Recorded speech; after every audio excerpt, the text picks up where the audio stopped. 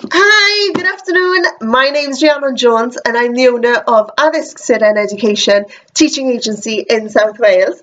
I just thought I'd do a video for you today. Hopefully it's going to be the first of a few.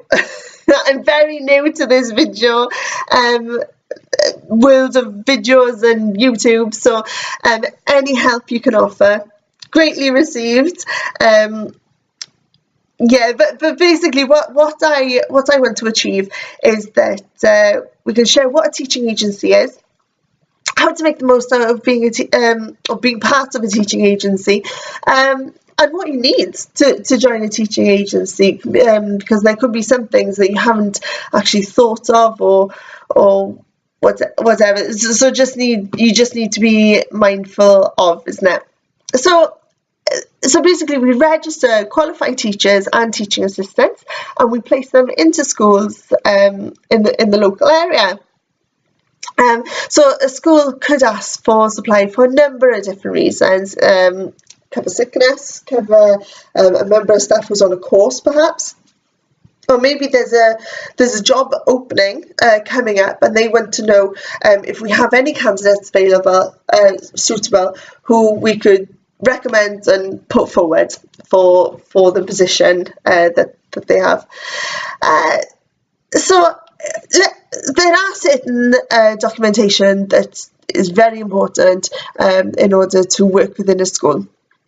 So the first one is a DBS. So over the years you've probably had a few DBSs from various job roles you've had, volunteering jobs or clubs perhaps.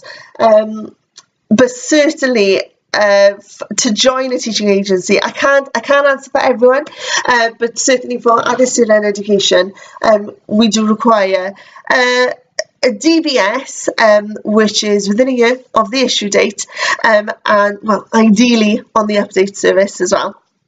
So the benefits of putting your DBS on to the update service is that it keeps your DBS current and transferable around different roles as well. You've only got 20 days from the issue date to put it onto the update service. So if you haven't done it yet, then your DBS could be 2 months old.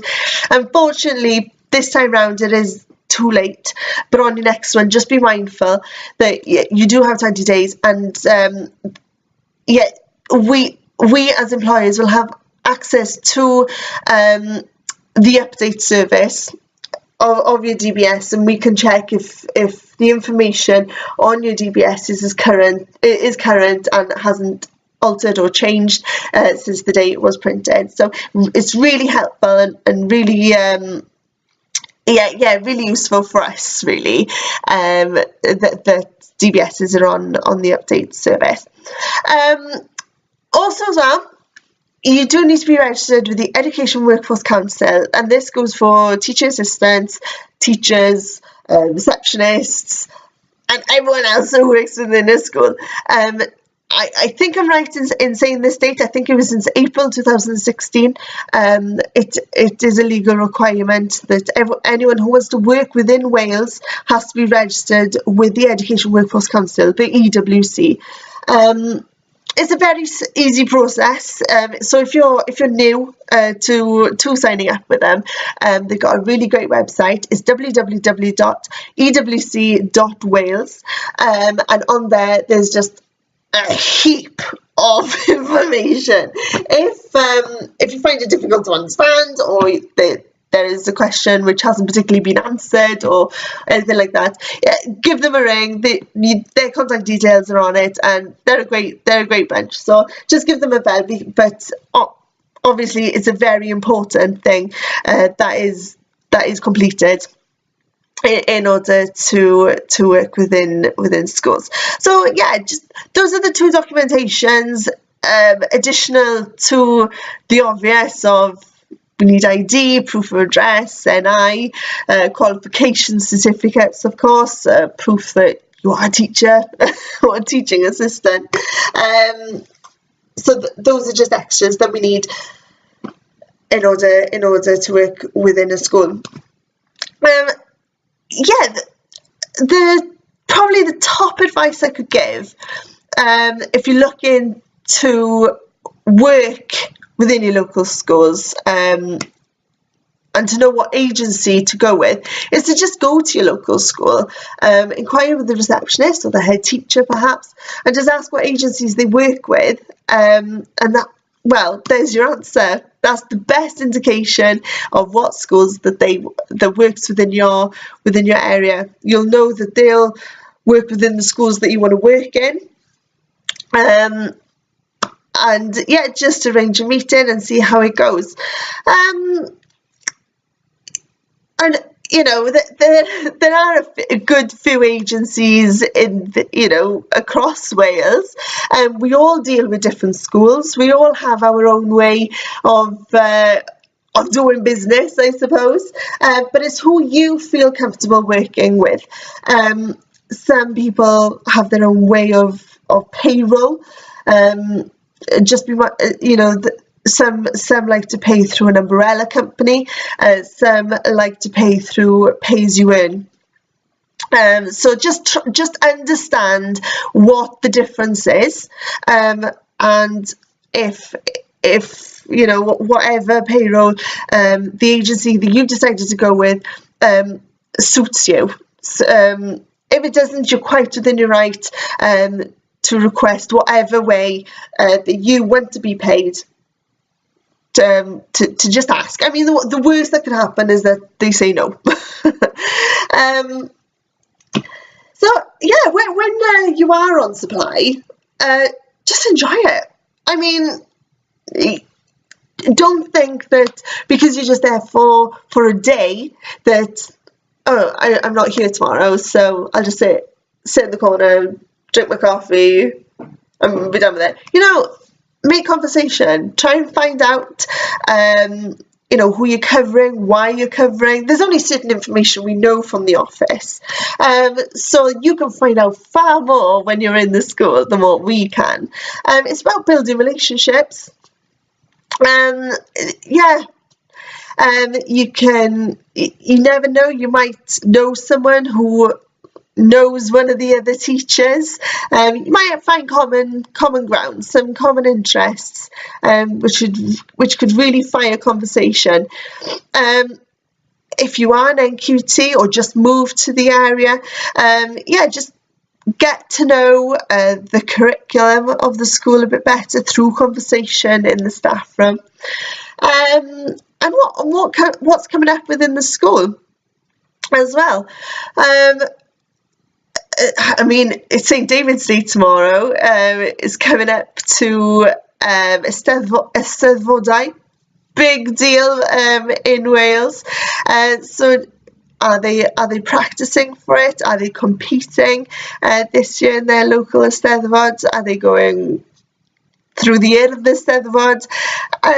It's just nice to know, isn't it? It's just nice to have a chat, really. Offer someone a cup of tea, why not? If you make a bad cup of tea, they won't ask you to make it again, but at least you offered, right? Tools you need to take with you on a day's supply.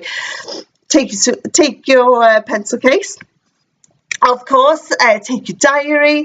There might be some extra days they could offer you while you're there, so obviously take a diary so you're prepared.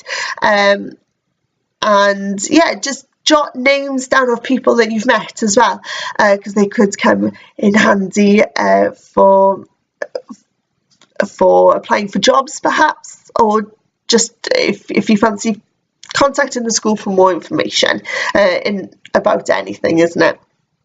But the most important thing is as well that you enjoy being with an agency. Please don't look at a teaching agency as, oh, I got to join a teaching agency because I can't get a job.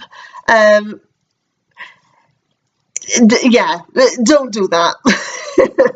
I mean, if you're successful in getting a job as soon as you move to the area or straight out of college, fantastic, excellent, congratulations. But if you are looking for a little bit more support in finding work in local schools, teaching agency is the best way forward. You can get introduced to lots of new different schools. You can meet so many new people. Make a lot of friends as well. You'll meet a lot of people who are also on supply. Through doing supply. so and you can learn so much. I mean, if there are about 3 schools in your local town, if you go to each one, I bet they're not the same. You're probably learning a great deal in school number 1, and you're learning their attitudes, their processes when it comes to playtime and things like that. But I bet you go to school number 2, it'll be completely different. Probably equally as lovely, but probably their approach to teaching, to delivering lessons will probably be quite different. The same but different. And this will just build you or mould you as the teacher that you want to be. You might take some brilliant ideas from school number 1 and some brilliant ideas from school number 2, put it together, make it your own. So this is probably the best advice I can give you, is exactly like I said, go to your local schools, find out what agencies they're using, and what schools are operating in your area, and obviously when you're within a school, don't just sit there. Make conversation, and it should be great. Okay, and if I can help with absolutely anything else, the number is 01554 705065.